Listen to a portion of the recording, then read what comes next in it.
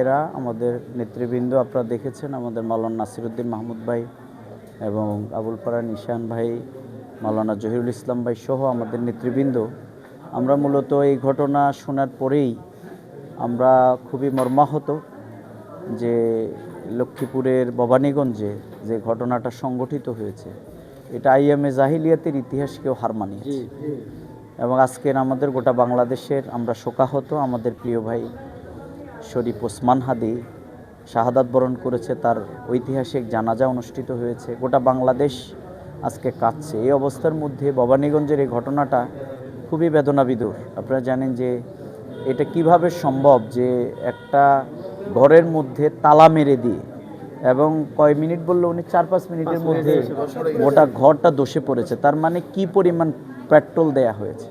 এই যে সামাজিক অবক্ষয়, এই যে মানুষের নৈতিকতার অবক্ষয়, এটাই হচ্ছে তার সবচেয়ে বড় প্রমাণ। এই জন্যে আমরা মনে করি এর থেকে উত্তরণের দুটি পথ আছে। একটি হচ্ছে প্রশাসনকে যেমনি যথাযথ ব্যবস্থা গ্রহণ করতে হবে। এর আগেও আমরা শুনেছি ওনার পরিবারের উপরে হামলা হয়েছে, ডাকাতির প্রস্তুতি নিয়ে, হত্যার প্রস্তুতি নেওয়া হয়েছে, আবার আজকে এটা ঘটেছে। তো এই বাঁচার পথ হচ্ছে এখানে প্রশাসনকে যথাযথ ব্যবস্থা নিতে হবে। লক্ষ্মীপুরে আপনারা কিছুদিন আগে শুনেছেন পেট্রোল বোমা আমাদের সেই নির্বাচন কমিশন অফিসে মারা হয়েছে। আর আরেকটি হচ্ছে আমাদের নৈতিকতার উন্নয়ন আসলে ছাড়া, আমাদের নৈতিক প্রশিক্ষণ ছাড়া, আমাদের মানুষের প্রতি যে মানবিকতার যে বিকাশ, এটা ছাড়া এগুলো থেকে আসলে মুক্তির কোনো পথ নাই।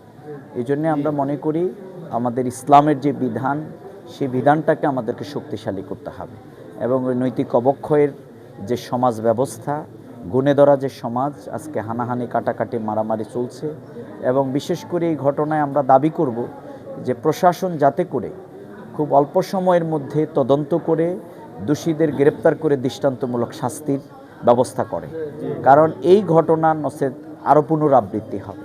সাথে সাথে আমরা আল্লাহর কাছে দোয়া করি, ওনার একটি শিশু সন্তান দুনিয়া থেকে বিদায় নিয়েছেন, সে শহীদ হয়েছে। আমরা বিশ্বাস করি বাবা মা যদি সবর করে ইমানের উপর ইস্তেকামত করতে পারে, তাহলে এই শিশু সন্তানের সাথে তারা জান্নাতে একত্রিত হবে। এই জন্য আমরা সেই দোয়া করি বাবা মা যেন সে ইসলামের সাথে থেকে তাদের জীবনটাকে সেভাবে অতিবাহিত করার সুযোগ পান।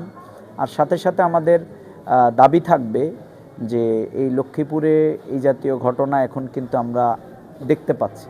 এই জন্য প্রশাসন যাতে আরও বেশি সচেতন হয় এবং প্রশাসন এই ব্যাপারে কার্যকর উদ্যোগ গ্রহণ করে।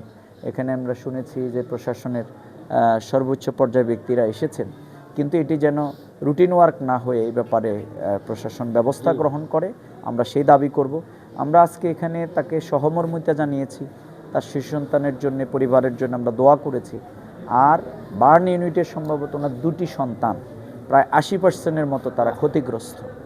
আমরা আল্লাহর কাছে দোয়া করি আর তার সন্তানদেরকে যেন আল্লাহ হেফাজত করে, সুস্থতার নিয়ামত দান করেন। আমরা ঢাকায় ওনার নাম্বার নিয়েছি, আমি এখনই ঢাকায় কথা বলবো। আমাদের ডক্টরস যারা আছেন, আমি সেখানে কথা বলে আমরা সেই ব্যাপারেও ঢাকায় ইনশাল্লাহ ওনাদের আমরা চিকিৎসা কাজে আমরা তাদের পাশে থাকব।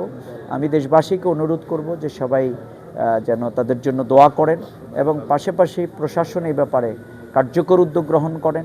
এবং আমরা বাংলাদেশ জামাত ইসলামীর পক্ষ থেকে এই অমানবিক কাপুরুষিচ্য কার্যক্রমের, পৈশাচিক কার্যক্রমের তীব্র নিন্দা প্রতিবাদ জানাই এবং সাথে সাথে এই পরিবারের, মুসলিম পরিবারের পাশে ইনশাল্লাহ আমরা থাকব।